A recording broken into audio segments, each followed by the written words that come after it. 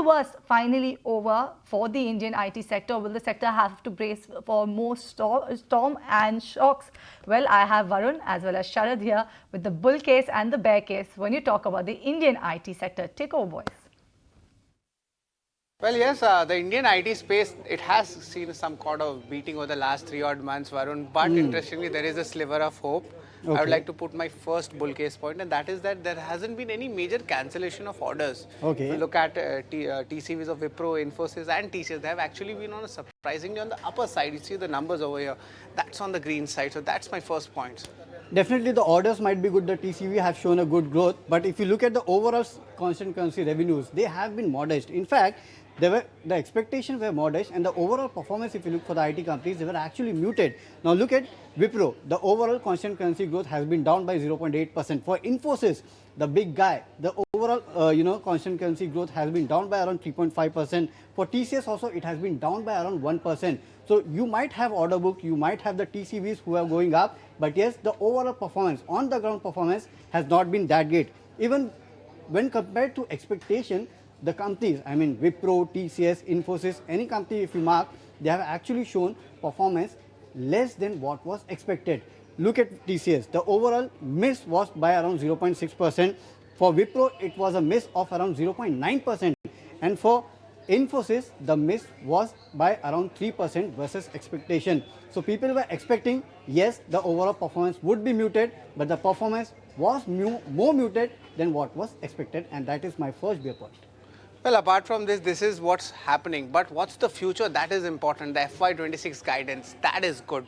It is not really bad as what we had expected. The future is not that bad. And all of them, Wipro, Infosys, TCS, you look at the screen, the order book is still not very bad. It is maintained, but the FY26 revenues over here, especially Infosys and TCS, over there, it has been coming on the positive side. So, of course, there seems like there is hope as well.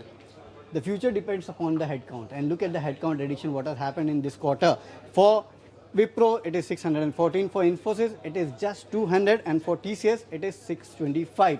And continuously, we are hearing reports out people sitting on bench. There are attritions happening in IT sector. And upon that, if you look at the commentary of majority of the companies, they are saying that the overall discretionary spending, that is reducing.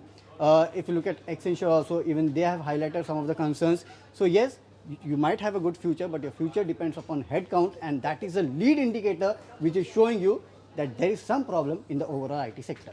Well, the sector, there might be issues, but as an investor, we also look at valuations. That is very important. Right. And if you look at the valuations this time, post the results, they have actually turned very attractive. And of course, do remember, FIs also have strong holdings in the IT space as well. And also the DIs, they also have a big conviction in this space as well. So there might be some money flowing in because the valuations have turned attractive and they're actually significantly lower compared to the long-term averages. Okay, the valuations might be attractive, but if you look at the overall brokerage, verdict on what they have told about on the stocks, majority of them have actually cut their price target, especially when you compare the price target with the Q3 results. Look at for Infosys, Wipro and majority of the companies, even HCL Tech, after such good results, there are brokerage houses who have cut their price target. For these three companies, I mean TCS, Infosys and Wipro, you have seen a price target cut of around 15 to 20% when you compare the price target from Q3. So even your valuations might be attractive, but brokerage houses are saying that there is something bad, and that's the reason there is a big price target cut of around 15 to 20%. Well, yes, there are some brokerages coming up with target cuts, but there are some other brokerage houses also which they have given a bull case, be it Motilal Oswal as well as Kotak Securities.